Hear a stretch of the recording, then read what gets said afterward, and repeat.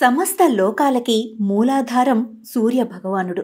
సూర్యుడు లేని ఈ జగత్తును అస్సలు ఊహించలేం. విశ్వం ఆయన చుట్టూ, సూర్యుడు చుట్టూ తిరుగుతోంది. హిందూ సంప్రదాయంలో అత్యున్నతమైనదిగా చెప్పుకునే పంచాంగానికి ఆద్యుడు. సూర్యుడు చుట్టూ భూ పరిభ్రమణం ఆధారంగానే రోజులు, వారాలు, తిథులు ఏర్పడ్డాయి.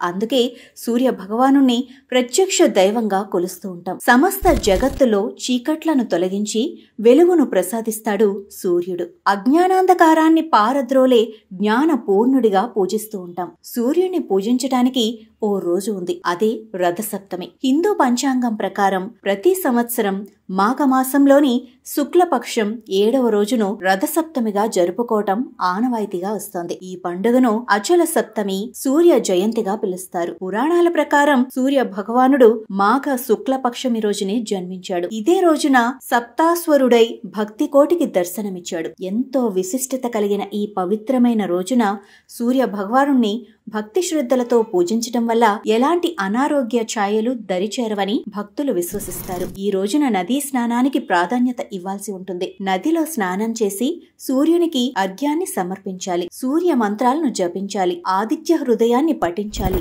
రథసప్తమి నాడు సూర్యోదయానికి ముందే నిద్ర లేవాలి. తలస్నానం చేయాలి. జిల్లేడాకులను వేసిన నీటిలో స్నానం చేయటం ఉత్తమమని పండితులు చెబుతూ ఉంటారు. అనంతరం సూర్యరశ్మి పడే చోట కొంత భాగాన్ని ఎర్రమట్టితో పోయాలి. దానిపై రథం ముగ్గును వేయాలి. దానికి గంధం, కుంకుమ పెట్టి ఎర్రని పువ్వులతో అలంకరించాలి. బియ్యంతో చేసిన పొంగల్ని నైవేద్యంగా సమర్పించి పూజలు చేయాలి. తులసి చెట్టుకు ప్రత్యేక పూజలు చేయాలి. ఆదిత్య హృదయాన్ని పఠించాలి. వ్యాస మహర్షి విరచితం ఇది. శ్రీరామచంద్రుడు సైతం రావణాసురుడితో యుద్ధం చేయటానికి ముందు ఆదిత్య హృదయాన్ని పఠించాడని పురాణాలు చెబుతున్నాయి. ఆదిత్య హృదయాన్ని రోజు పఠించటం వల్ల అపజయం ఉండదని పెద్దలు చెబుతూ ఉంటారు. కలియుగ వైకుంఠంలా అలరారుతున్న తిరుమల శ్రీవారి సన్నిధిలోనూ రథసప్తమి పండుగను వైభవంగా నిర్వహిస్తారు. రథసప్తమి నాడు తిరుమల, తిరుచానూరు ఆలయాల్లో ప్రత్యేకంగా ఉత్సవాలను నిర్వహిస్తారు. రథసప్తమి మలయప్ప స్వామివారి మూర్తిని శ్రీదేవి, భూదేవి సమేతంగా తిరుమలలోని తిరువీధుల్లో ఊరేగిస్తారు.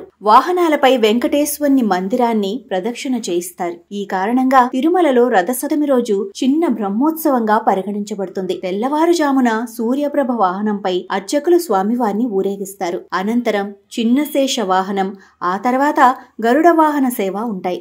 మధ్యాహ్నం నుంచి హనుమంత వాహన సేవ నిర్వహిస్తారు తిరుమల తిరుపతి దేవస్థానం అర్చకులు. సాయంత్రం కల్పవృక్షంపై భక్తులకు ఆ శ్రీనివాసుడు దర్శనమిస్తాడు. సర్వ భూపాల వాహనం రాత్రి చంద్రప్రభపై శ్రీవారు ఊరేగుతారు. చంద్రప్రభ వాహనం ఊరేగింపుతో రథసప్తమి వేడుకలు ముగుస్తాయి.